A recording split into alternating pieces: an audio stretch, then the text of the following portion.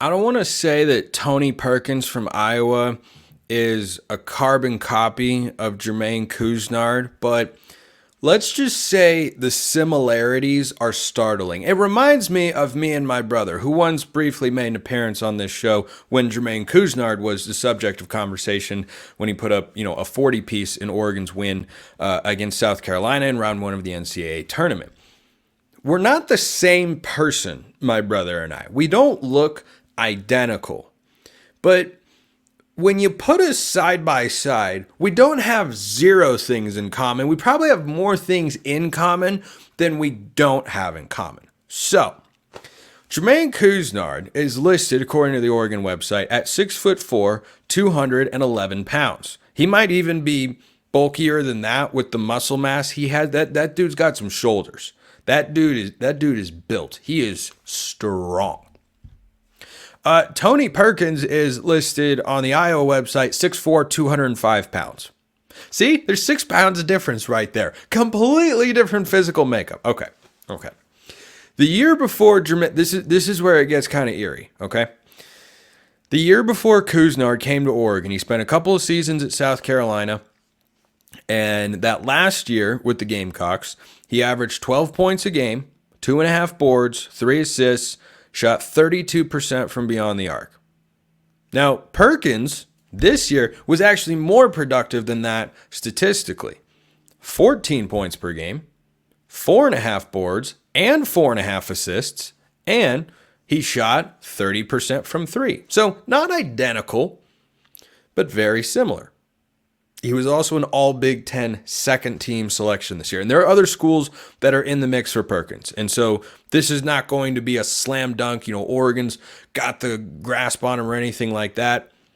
It's a name to watch for because he's got Oregon in the Final Six. There are other heavy hitters in there. But certainly Oregon will be in the running. I did want to mention his stats last year, as in the 2022-23 season, in which Perkins, definitely not Jermaine Cousinard. I'm just saying, I've never seen them in the same room together. No, they don't actually look alike. I'm just saying statistically, they very much do. The year prior with Iowa, Perkins, wait for it, 12 points a game, 4 rebounds, just under 3 assists, and 33% from beyond the arc. I'm going to go back to those Cousinard numbers the year before he came to Oregon. 12 points a game, 2.5 boards, 3 assists, 32% from 3. This is what Dana Altman's got to be seeing here. A guy that can shoot, but is not necessarily known as a shooter. He's got some size. He's got a physical element to his game. This is just something that Oregon has got to be able to find. You need someone that's got a little size and can be productive at both ends of the floor. Now, admittedly, I can't say I've watched Tony Perkins play a live game of basketball because Iowa was not in the NCAA tournament this year. And by the way, the last time Oregon faced Iowa was in the NCAA tournament during the COVID year. Won that game big time and went to the Sweet 16. But anyway, I digress. Perkins is a guy who brings an all-conference caliber pedigree. He was second team this year. Can shoot a little bit, and I think the work that the Oregon coaching staff did with Jermaine Cousinard shooting from beyond the arc to the point where in the NCAA tournament this year, he was 11 of 22 from 3 in those games, really started to heat up. Now, he had his streaky moments. He was very streaky throughout the course of the year. Felt like he was either 7 of 11 or 1 for 9.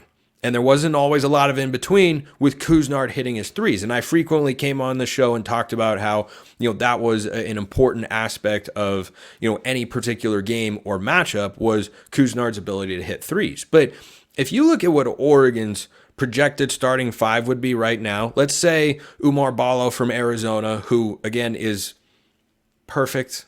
He's so perfect. I have not seen or read anything with regards to who Ballo is considering or what options he's looking at. Ballo would be great. But anyway, let's say Ballo does not arrive. Oregon finds bigs that are, kind of backups, but, are not going to be all conference caliber players, and Nate Biddle's their starting 5. If you have a starting 5 that featured Tony Perkins, low 30s from beyond the arc, which is fine, solid. Shoot the threes when you're open. But if you start 0 for 4, maybe try to look to get to the hoop. It's those sorts of guys. And you started Bam Tracy, Jackson Shelstad, KJ Evans, and Nate Biddle, you would have 5 shooters on the floor, and you would have some tremendous defensive prowess with both Evans and Nate Biddle in the middle. And this Perkins guy, look, I'm just making a proposition, or a prediction rather, prognostication, if you will, that if he's 6'4", Oregon wants him, and he played in the Big Ten, he probably plays a little bit of defense. That would be the question, because Cousinard was a defensive leader. When you watch those amazing cinematic recaps, which I'll touch on in just a sec, when you watch those throughout the year, who were the guys that were most vocal in the huddle? It's usually Jermaine Cousinard and Bam Tracy, right? Shelstad was a freshman. Dante would chime in every now and then, but Cousinard was the emotional leader of this Oregon team, which made it all the more special that the Ducks went on the Pac-12 tournament run that they did and got to the NCAA tournament, won a game, and Cousinard's family was there, and it was all great. So that'd be one of the questions I'd have is, can Perkins be that sort of guy? Or does Shelstad need to step up and be that sort of guy? Or would KJ Evans be capable of serving in that sort of role? Would it be a collaborative effort? I don't know. But I know you need an alpha. You got to have an alpha. You got to have a dog, a Jermaine Cousinard, a Peyton Pritchard, a Dylan Brooks, somebody who everyone looks to be not just a leader on the court, but kind of in those off-court settings as well during timeouts. I mentioned those Ducks versus them. Scott Anderson's work was a revelation this past year. I don't know how we survived without them. And they got so much attention and they were amazing. And they provided insight and detail to Oregon's wins during the football season. They had them during the basketball season as well. They got nominated for, I believe it's an Emmy. That's fantastic stuff. Scott, if you're out there listening to or watching the show, that's so well deserved because those videos were so phenomenally well done. I don't know a single person that watched those as an Oregon fan and didn't go, that was freaking awesome. Because it was. It was always awesome. It was always on point.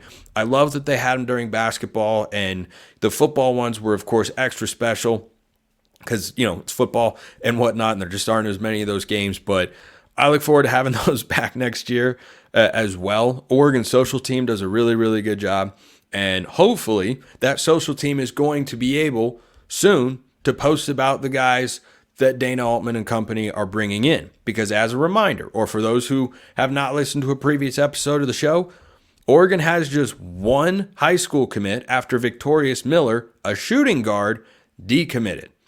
And when that move took place, my first thought was, who are they bringing in?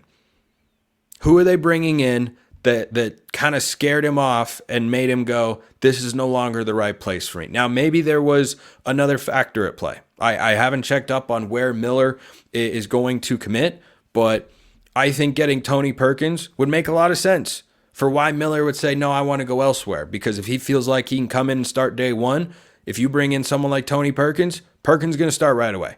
Perkins is going to be a plug-and-play starter and would be a really, really good fit. And as long as he brings in the defensive end, if my dream starting five right now for next season is Jackson Shelstad, Tony Perkins, a rotation between Bam Tracy and Mookie Cook at small forward, KJ Evans, and Umar Ballo. If that's Oregon's starting five, that's a damn good team. But two of those guys not actually on the team right now, and we have to continue to wait and see. Appreciate everyone listening. I'll see you next time. Have a wonderful rest of your day, and go Ducks.